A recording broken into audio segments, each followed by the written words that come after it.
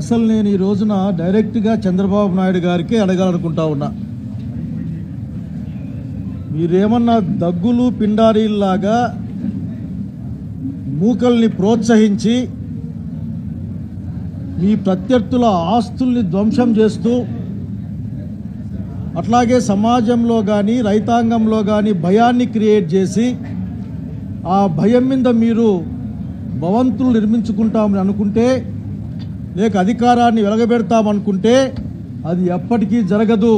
వైఎస్ఆర్సీపీ కార్యకర్త మీ దౌర్జన్యాన్ని చివరికంట ఎదుర్కొంటా అని అనుకుంటా ఉన్నాం జగన్మోహన్ రెడ్డి గారి నాయకత్వాన్ని.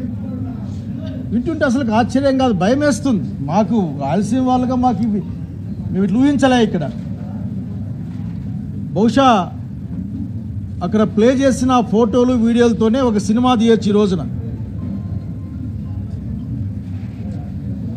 అసలు నాకు అర్థం కానిదంతా ఏంటంటే ఇక్కడ ఇంతసేపు ఆలోచించినా కానీ అసలు ఆర్థిక మూలాల్ని దెబ్బతీయాలి, బలహీనపరచాలి, తద్వారా వైఎస్ఆర్సీపీ క్యాడర్ని భయపెట్టాలి, రేపు పొద్దున అడ్డం లేకుండా చూసుకోవాలని అట్లా చంద్రబాబు నాయుడు గారు కానీ చింతమనేని గారు కానీ అనుకుంటే అది వాళ్ళ భ్రమని మాత్రం చెప్పాలనుకుంటా ఉన్నా నేను.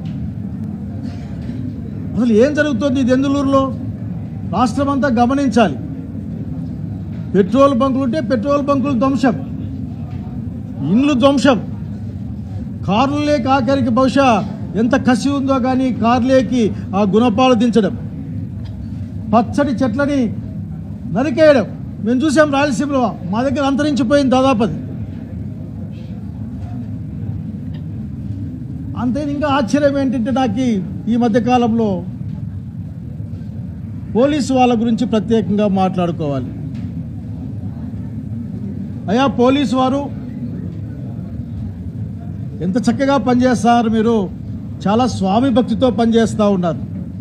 ఈ రోజున పోలీసు వాళ్ళని నియంత్రిస్తున్నది, కమాండ్ చేస్తున్నది వాళ్ళ అధికారులు కాదు కానీ ఆ స్థానికంగా ఉన్న ఎమ్మెల్యేలే అని చెప్పుకోవడానికి సిగ్గుపడతా ఉన్నా నేను.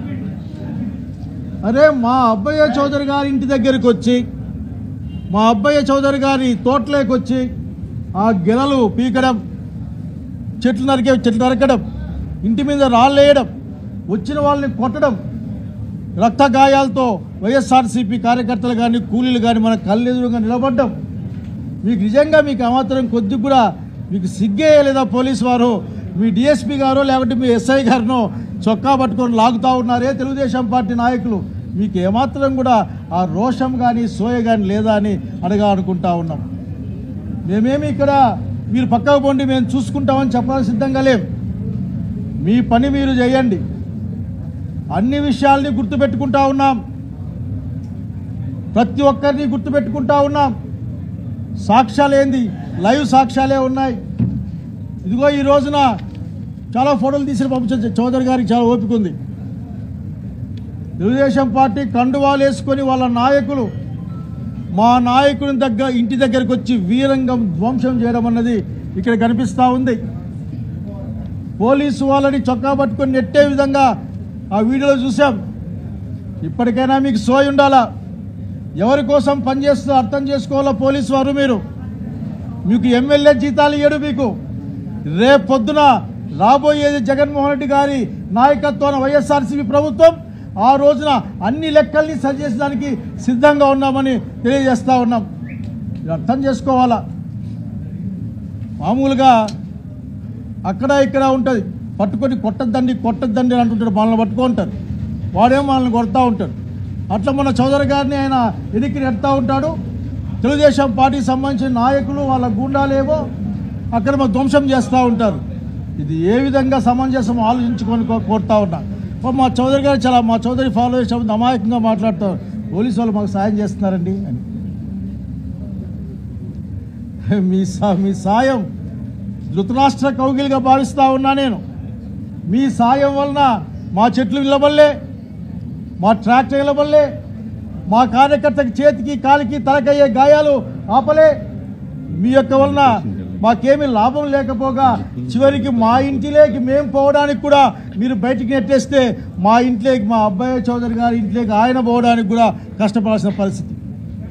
ఇందులో పెద్ద చెప్పుకునే కేసే ఉంది. పోలీసు వారు మీరు ఒక రోజు వస్తుంది నిలబడి సమాధానం చెప్పుకునే రోజు ఖచ్చితంగా ఒక రోజు మన ముందు ఉంది. డేస్ కౌంట్ చేసుకోమని చెప్తా ఉన్నా అందరికి కూడా.